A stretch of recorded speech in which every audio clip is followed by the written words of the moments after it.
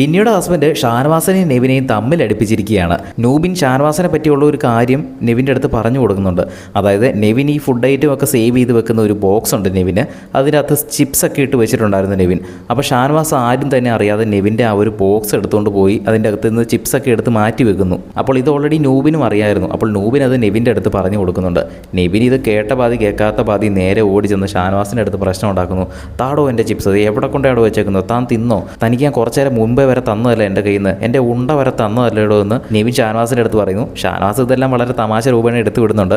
അത് കഴിഞ്ഞ് പിന്നീടാണ് പറഞ്ഞത് ഇതൊരു പ്രാങ്ക് ആയിരുന്നു എന്ന്. നൂബിനും കൂടി ചേർന്നിട്ടാണ് ഈ ഒരു പ്രാങ്ക് നടത്തിയെന്ന് അറിയത്തില്ല.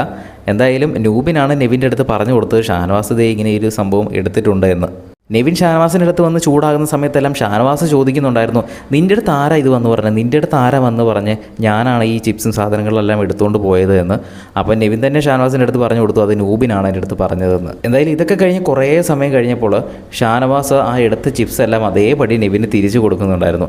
അത് എടുത്തതെല്ലാം ഷാനവാസ് കഴിച്ചിട്ടൊന്നുമില്ലായിരുന്നു, അത് അതേപടി തന്നെ മാറ്റി വെച്ചിട്ടുണ്ടായിരുന്നു.